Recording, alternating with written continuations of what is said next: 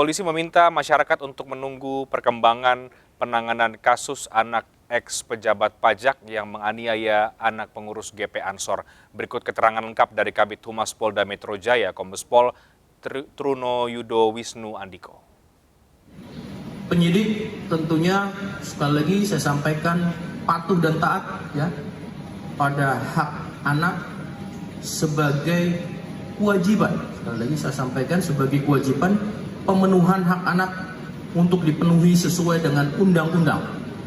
Yang pertama adalah Undang-Undang Nomor 35 Tahun 2014 tentang perubahan Undang-Undang Republik Indonesia Nomor 23 Tahun 2002 tentang perlindungan anak dan Undang-Undang Nomor 11 pada tahun 2012 tentang sistem peradilan anak, termasuk pada Undang-Undang Nomor 8 Tahun 81 yaitu tentang Kitab Undang-Undang Hukum Acara Pidana. Maka sekali lagi dimohon dengan adanya kewajiban dalam pemenuhan hak terhadap anak, penyidikan masih berjalan dan sama-sama kita menunggu hasilnya. Dan kita berharap ini juga bisa mengedukasi. Sementara itu, kekasih atau teman dekat tersangka Mario berinisial AG dalam kasus penganiayaan terhadap anak pengurus GP Ansor di Jakarta Selatan berpotensi mendapat hukuman pidana. Hal itu jika memang AG terbukti memiliki peran dalam kasus penganiayaan.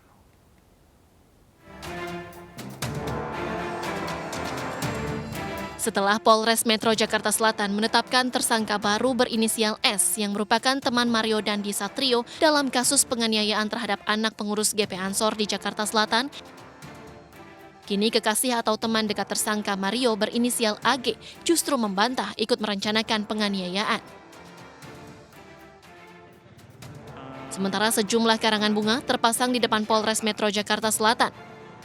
Karangan bunga itu dikirim untuk mendukung pengungkapan kasus penganiayaan yang dilakukan anak mantan pejabat pajak Mario Dandi Satrio terhadap anak salah satu pengurus pimpinan pusat GP Ansor, D. Dari belasan karangan bunga yang terpasang, sebagian besar meminta polisi untuk menangkap teman wanita Mario berinisial AG. Sementara melalui kuasa hukumnya, kekasih atau teman dekat tersangka Mario berinisial AG membantah ikut merencanakan penganiayaan. Bahkan AG mengaku sempat mengingatkan tersangka agar tidak melakukan penganiayaan sebanyak 3 kali. Pihak kami disampaikan oleh klien kami tidak ada niatan untuk itu dan memang ini murni atas pilihan yang dilakukan oleh saudara tersangka ini. Dan sekali lagi ini yang tidak ada di media. Klien kami Agnes sudah memperingatkan sampai 2-3 kali. 2-3 kali bahkan di mobil saat turun, dan dia juga sudah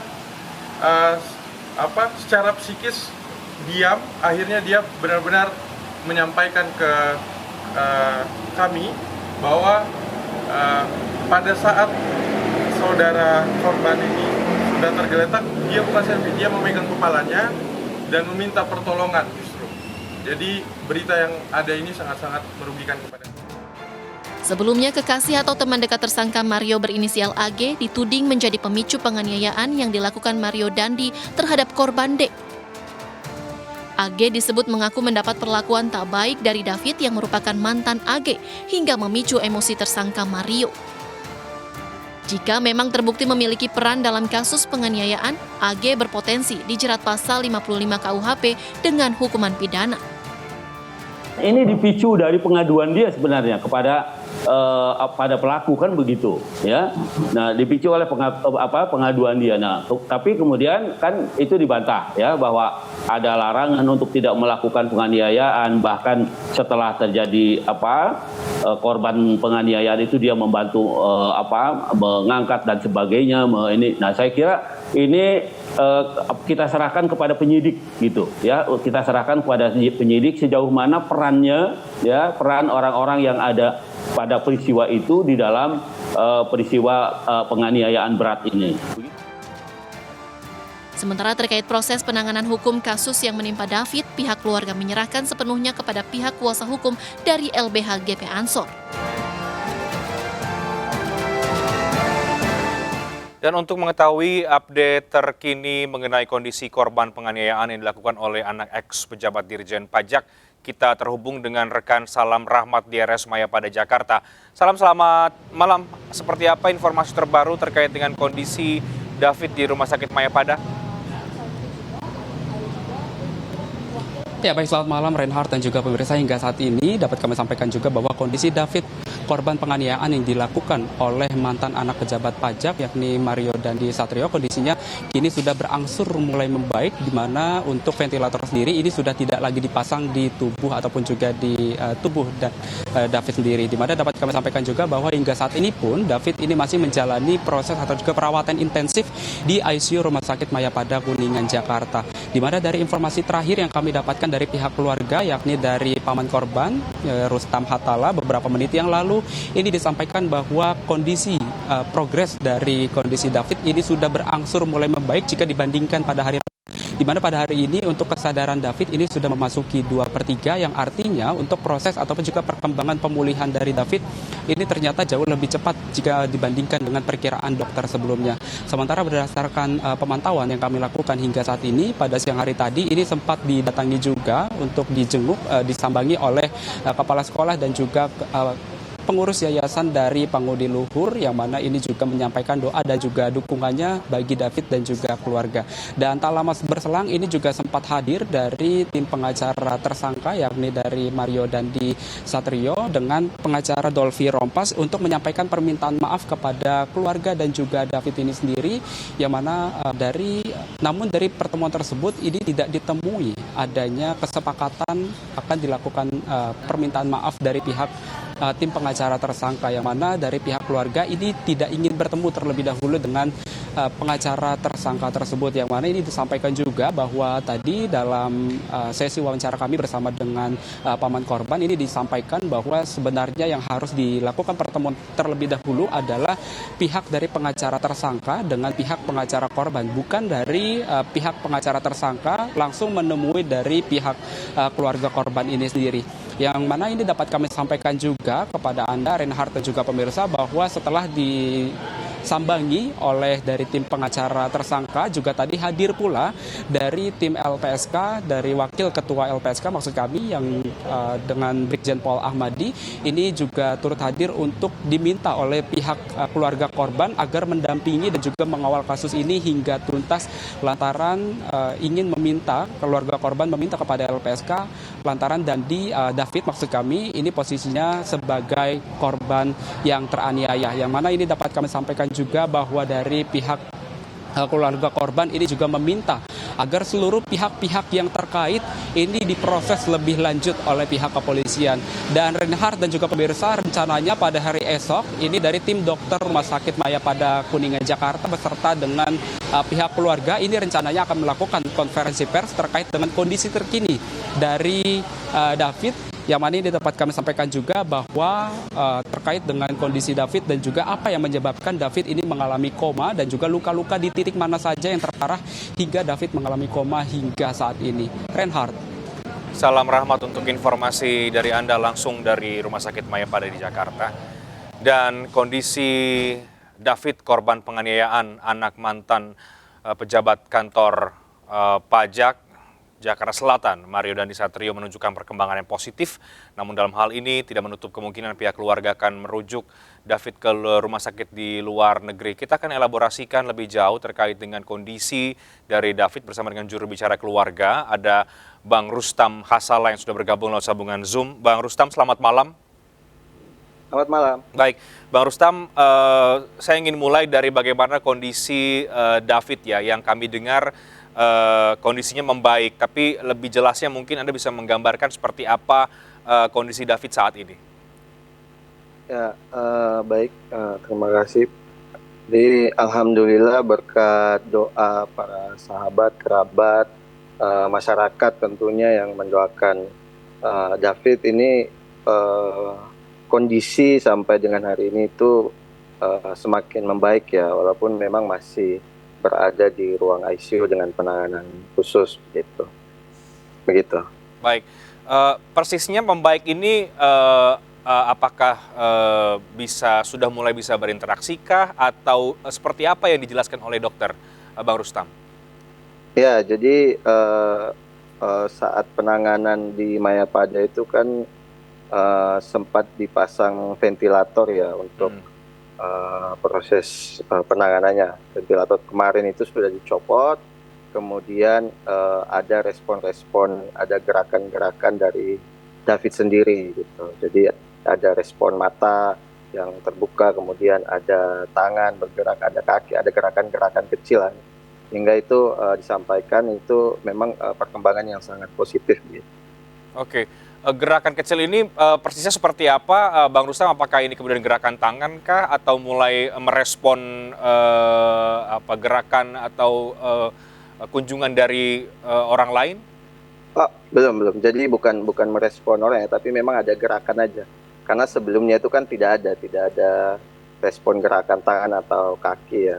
Jadi ini kayak semacam sudah ada gerakan yang memang kalau saya ini ya agak susah menjelaskan istilah medisnya karena ada respon, nanti memang itu disebut oleh dokter itu respon. Jadi respon, ada respon gerakan tangan sama kaki itu. Oke. Gitu. Oke. Ada respon gerakan tangan dan kaki dan kondisinya sekarang sudah menunjukkan perkembangan yang positif. Ya. Tapi kami mendengar kabar juga, Bang Rustam, bahwa ada rencana untuk membawa David ke luar negeri. Rencana ini bagaimana sebenarnya? Sejauh ini tidak ada. Tidak ada dari keluarga. Memang sekarang tetap fokus untuk kesembuhan David, tetapi alhamdulillah di rumah sakit ini tim dokter bekerja cukup efektif sekali untuk mempercepat proses penyembuhan ini. Jadi tidak ada rencana untuk memindahkan, itu tidak ada. Oke, jadi perlu kami perjelas di sini klarifikasi bahwa tidak ada rencana memindahkan David untuk ke luar negeri, tetap dirawat di Rumah Sakit Mayapada sekarang. Betul. Oke, Bang Rustam, tadi atau kami mendengar juga bahwa ada kunjungan dari kuasa hukum yang ingin bertemu ya, kuasa hukum atau keluarga mungkin atau dari pihak Mario, tapi kemudian tidak bisa bertemu. Ini apakah memang permintaan dari pihak keluarga atau bagaimana? Ya, tadi memang saya dengar, cuman memang pada saat itu saya tidak di rumah sakit. Oke, tapi informasi yang Anda tahu terkait dengan itu bagaimana sebenarnya? Kalaupun misalnya hadir ya seharusnya mungkin ketemu dengan tim LBH GP Ansor ya, bukan ke keluarganya aja, karena dia kan atas nama pendamping hukum, kuasa hukum dari tersangka gitu. Oke, kalau dari sisi Anda melihat proses hukum yang sekarang berjalan bagaimana mungkin mewakili keluarga, Bang Rustam? Ya, kita serahkan sepenuhnya ke LBH GP Ansor lah terkait dengan proses hukum ini ya. Pasti dari keluarga kita tetap meminta yang terlibat dalam kasus ini ya harus mendapat, kita meminta keadilan lah. Oke, jadi dua tersangka ini kalau menurut keluarga masih perlu ada tersangka yang lain, itu bisa diperdalam lagi, kira-kira gitu, Bang Rustam? Ya, kita serahkan sepenuhnya lah ke kepolisian, kemudian nanti LBH GP Ansor yang akan mendampingi itu. Oke. Sepanjang kembali ke kondisi David ya, Bang Rustam, sepanjang perawatan ini mungkin bisa disampaikan bagaimana keluarga ikut mendampingi, siapa-siapa saja yang ikut mendampingi David sepanjang masa perawatan saat ini? Ya, pokoknya dari keluarga terlibat semua ya, jadi 24 jam kita mendampingi. Oke, baik, Bang Rustam, kita tahu bahwa belakangan banyak tokoh ya, termasuk juga keluarga besar dari PBNU atau dari NU yang memberikan perhatian sangat besar, berkunjung juga melihat kondisi David. Apa yang disampaikan kepada keluarga dari mereka yang datang dan bagaimana keluarga merespon perhatian yang besar ini? Ya, alhamdulillah memang salah satu efek yang luar biasa dari kesembuhan David ini adalah efek doa ya, doa dari semua pihak yang hadir, terutama keluarga besar NU, keluarga besar Ansor yang selalu mendoakan ini. Bahkan sampai hari ini kita selalu mendapat informasi bahwa ada yang terus mendoakan David. Jadi keluarga itu sangat berterima kasih karena ini merupakan sebuah support yang luar biasa. Ada pesan khusus yang disampaikan mungkin dari GP Ansor, dari Pak Menteri Agama atau dari Ibu Sinta Nuria kemarin ketika hadir? Semuanya lebih ke mensupport untuk keluarga tetap kuat, kemudian David segera sembuh. Lebih seperti itu. Bang Rustam, terakhir sebagai perwakilan dari pihak keluarga, melihat besarnya perhatian dan juga sorotan publik terhadap kasus ini dan juga untuk berdoa untuk kesembuhan David, apa yang ingin Anda katakan kepada masyarakat? Yang pasti yang pertama adalah terima kasih kepada masyarakat, ya, kepada semua pihak yang memang melihat kasus ini sebagai sebuah permasalahan yang serius, ya, karena ini penganiayaan, ini sudah di luar kalau menurut saya pribadi sih sudah di luar nilai manusiawi lah. Jadi saya mewakili keluarga mengucapkan terima kasih yang sebesar-besarnya atas doa dan support dari masyarakat di luar sana. Terima kasih. Oke, dan sekarang bagaimana kondisi keluarga, ayah, keluarga, orang tua dari David menghadapi perawatan dan juga kasus ini yang akan berjalan? Ya, saling menguatkan, keluarga tetap saling menguatkan untuk bisa melewati proses ini.